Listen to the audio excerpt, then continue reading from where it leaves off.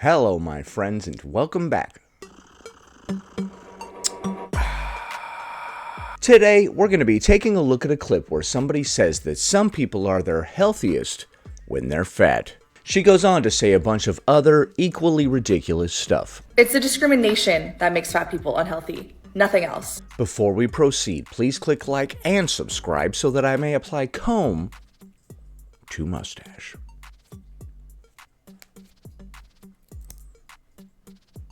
But there is something clearly wrong with the woman on the right. Not saying that she's not worthy and deserving of love, because she is.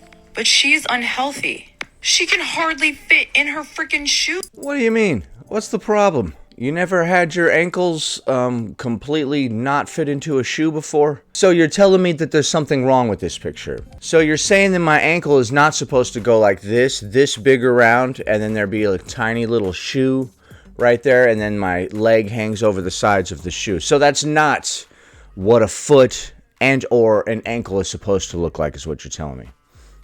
Are you sure? So the whole entire ankle and foot is supposed to fit inside the shoe? This is weird. Alright, man, it's just crazy enough to work. We'll do it your way. Yeah, see, I don't see a problem here. This just looks like a normal ankle and foot to me, so... Why on earth would we promote people walking around and looking like this? And it's honestly mean to say that someone is beautiful and all this stuff when it's like we're literally lying to them. No comment. And making them think that it's okay to be that way when it's really not, because it's hurting their health and it's shortening their lives. What do you mean it's hurting their health and shortening their life? So you're saying not having an ankle is indicative of some sort of problem? This is weird. Are you sure? I just keep saying, are you sure? That's my new angle for the channel. I'm just going to keep asking people, are you sure? Is that really true? That shtick is going to get old quick. Not as old as fools. Fools, right? If you really care about people, you tell them the truth. Here's a point-by-point breakdown on why everything that creator said is not okay and wrong. Okay, so we do not need ankles. Like I originally thought. I thought so. I thought she was being a little hyperbolic. You're right. We don't need ankles. I agree with you. To start, you cannot determine someone's health just by how they look. Are you sure? So if I had a javelin protruding out of the side of my neck, this might not be indicative of some kind of problem. I might have a problem. I might not. You know, some people just got a javelin sticking out of the side of their neck. You really can't tell just by looking at somebody, right? All that blood pouring out the side. Sometimes that happens, dude. Sometimes people without a javelin sticking out of the side of their throat randomly start pouring blood out the side of their neck, too. Kirkland breakfast blend. This isn't your grandpa's coffee. Why? What's wrong with grandpa's coffee?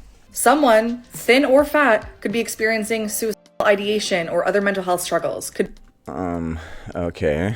Okay, so if you see somebody that's morbidly obese and you say that's not healthy, you can't tell somebody's health just by looking at them, because somebody that's not morbidly obese might have thoughts of ending themselves or whatever. What? You can't tell somebody's health just by looking at them, because some people have mental problems. Okay, we weren't talking about mental problems. We were talking about physical problems. And that physical problem, the extremely excess adipose tissue, is very visible and easy to see. That's a very bizarre argument. Of course, there are illnesses and injuries and stuff that you can't see with the naked eye. We were kind of talking about the stuff that you can see, though, with the naked eye, so let's stay focused. Be addicted to something. Could... Okay, so being obese is not unhealthy because you can't tell somebody's health by looking at them, because they might be addicted to something, like food. You see, food is the addiction that you can tell just by looking at somebody, right? Other addictions you can't tell by looking at somebody unless they look like a tweaker or they look like they're all coked out or whatever. But food, that's the addiction where you can tell exactly what that person's addicted to. Unfortunately, it sticks right to the outside of your body. That's like showing up to work drunk and then trying to play it off. I wasn't drinking at all. Like, bro, you're currently drunk. And then people are like, what? I never ate at all. Like, bro, you're currently obese. So have really high cholesterol or low bone density. Okay, so there are a lot of medical conditions that you cannot see. Therefore, obesity is not unhealthy. They always try to connect all this stuff that doesn't go together to try to paint some kind of nonsense picture. Obese people aren't necessarily unhealthy because you can't tell somebody's health by looking at it, okay? But you can tell if somebody's obese by looking at them, and that is unhealthy. So yes, they might also be a smoker or an alcoholic or have all these other issues, but they also have the medical issue of obesity, which I can clearly see. There are many potential medical issues that one can have that you cannot see. But obesity is not one of them. You can see that one. Imagine an alcoholic coming up to you and being like, what? Drinking ain't that bad. And then you're like, why is that? And he's like, because you can't tell somebody's health just by looking at them. And you're like, what? What does that have to do with you drinking? Okay, yeah, you can't tell that person has HIV or whatever by looking at them, sure. But the thing that you're doing, the drinking that's hurting you, is very easy to see and measure. Or too high of a resting heart rate. They might have too high of a resting heart rate. Okay, so if you get obese, you might also have all these other conditions caused by the obesity, and you can't see those conditions. Therefore, obesity is not bad, or something. Chronic illness or other autoimmune disease. Thin people could have type 2 diabetes. Yeah, if they eat nothing but sugar. And high blood pressure. And while no one owes you health, only thin people are assumed to be healthy and thus left alone.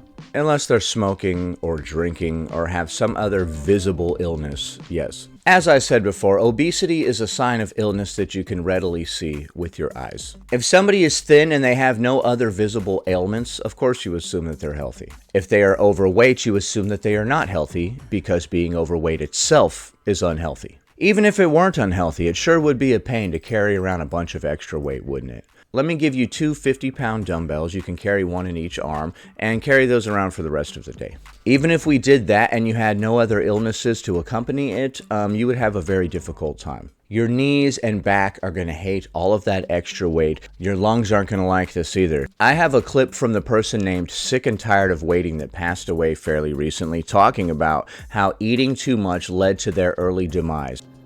I ruined my life with food, binge eating, and lack of self-care. And I'm hoping that it's not too late for me this time. But they might not be healthy, and that's fine, especially given our lack of access to affordable, quality healthcare. So being obese is healthy. Also, some people are their healthiest when they're fat. Some people are their healthiest when they're fat. All of these fat activists have passed away recently. Jamie Lopez, Kat Paws, Adrian Bennett, Brittany from Sick and Tired of Waiting, Gina Krasley, Aiden Ohayon, Catherine Oakson, Yazin Kengiz, Taylor, known as Waffler69, Kelly Drinkwater, Jennifer Gwen Ann, Life by Jen, Stein Grieve, Ann Zamberlin, and Sarah Harry, the author of Fat Yoga. All of those people were fat activists who have passed recently. What do you have to say to them? Are they their healthiest when they're fat? There are a million reasons that people are fat, but some include going on antidepressants. Okay, and what does that have to do with anything? If you call somebody overweight and they're like, I'm just overweight because of my meds, like, what is that? Is that like when you compliment somebody's weight loss and then they're like, I have an ED or whatever, like you're supposed to know or care? This reminds me of more of that stuff where you're like, hey, it's a nice day outside. And then somebody's like, yeah, my dad died on a nice day. Thanks.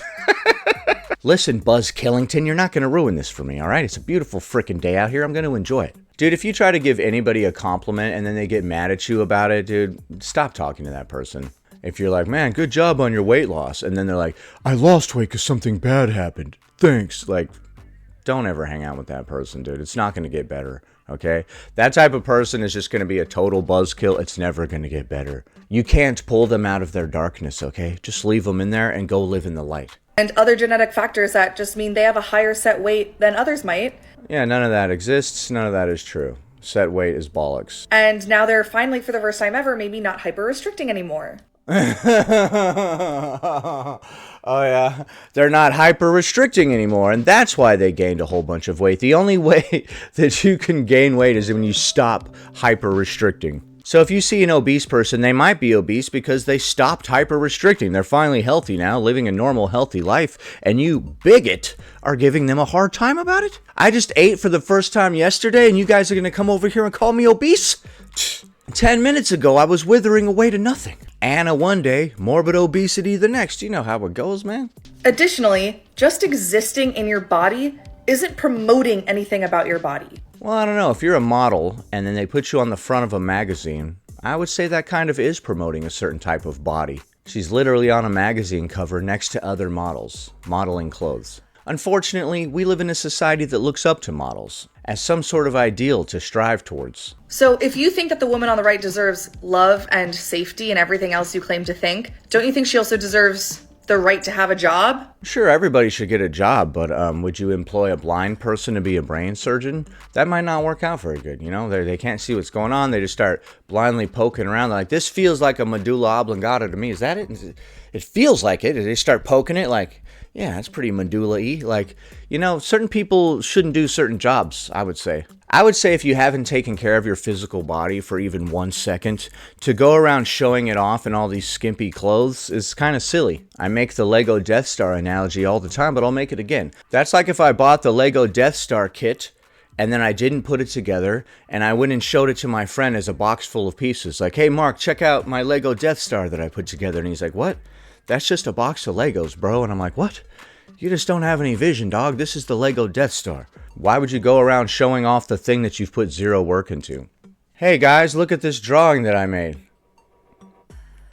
Go put it up on the refrigerator. No, I'm not putting your crappy art on the refrigerator. Put some effort into it. If you were one of my kids, dude, that shit better be a Picasso if it's going on the fridge. I'll be like, what? No, Timmy. I taught you how to paint in the modern style, Timothy. This isn't it. But father, I've been painting all night. My hand is bleeding. I said more like Picasso, Timmy. Oh, father, no. Sorry. There's nothing funny about beating your son and making him paint Picassos in the basement. Well, it's kind of funny. But, you know, it wouldn't be funny if it happened in real life. Probably. Regardless of what industry that's in, modeling or otherwise. Because Well, it's just kind of ridiculous that she was there next to people who have been taking care of their physique for years. Can you imagine showing up to that modeling gig if you were one of those other two models? You show up, you're like, I've been really trimming up, you know, I've been avoiding carbs, I've been eating right, I've been doing this, and this. You've been like really focusing on having a clean diet and stuff so you can look just right for this shoot. And then Jordan shows up and you're like, what? So we didn't need to take care of ourselves at all? I could have just done whatever. And then they're like, no, you two need to be in perfect shape because you're modeling those kind of clothes, but she can just come in like that and just wear whatever. And then you're like, what the hell? I'm gonna start eating, bro. I'm gonna start eating a lot so I can go be that kind of model, the kind that doesn't have to do any work. most political thing about fatness being visible in brand campaigns right now is the fact that we haven't seen more of it before. Yeah, because everybody wasn't obese before. It's kind of weird. We only started seeing these morbidly obese models like 30, 40, 50 years into the processed food and sugar epidemic. Because fat people have always existed, and we have discriminated. Back in the day, the amount of people that were morbidly obese was like 5, I would say. You know, not 500, not 50, like 5. Because you had to be royalty and have people just continually bringing you food. It wasn't as easy as it is today. They didn't have processed food back then. Today, morbid obesity is no longer a status symbol that is achievable only by the uber rich. Today, the everyman can become morbidly obese. What a time to be alive. Against them. They're just existing. They're not promoting being fat. If they weren't models, sure. And finally, the most reliable explanation scientists have right now for what makes fat people less healthy than skinny people is the abuse they undergo. Oh, you're trying to bring up that argument again that being mean to fat people is worse for them than the obesity. Actually, sticks and stones may break my bones, but words may never hurt me. So, yeah, words can't hurt you. What are you talking about? The words that people said to you hurt you more than all the excess adipose tissue that's weighing your body down and putting a strain on every single one of your internal organs. That's whatever. But those words, though, oh, God, this is way worse than type 2 diabetes. Hearing all these words, it went right into my ear hole, and then my brain heard it, and then I had emotions about it. This is way worse than a heart attack or a stroke. Oh, my emotions are killing me. Not all of the sugar in my blood. Dude, Come on, bro. So here we can see that consuming too much processed food and sugar, besides having detrimental effects to your body, it also causes brain damage, as we can clearly see. The fact that they are paid tens of thousands of dollars less per year than their straight-sized counterparts. No, they're not. I bet you they do hundreds of thousands of dollars less work per year. The fact that they're harassed in the street, not being able to find clothing that fits or sit at a restaurant or fit in an MRI machine to get preventative scans that you need. Dude, if you can't fit in an MRI machine, oh my God, you have bigger problems. If you can't fit in the MRI machine, I think we're well beyond the preventative scans part, right? This is no longer preventative medicine. It's the discrimination that makes fat people unhealthy. How? What does it do? Oh yeah? How's that? What does discrimination do to your blood sugar level? How does discrimination affect the pancreas and the liver? I would love to know, like, it releases enzymes or something. The discrimination enzymes, it comes in through your ear.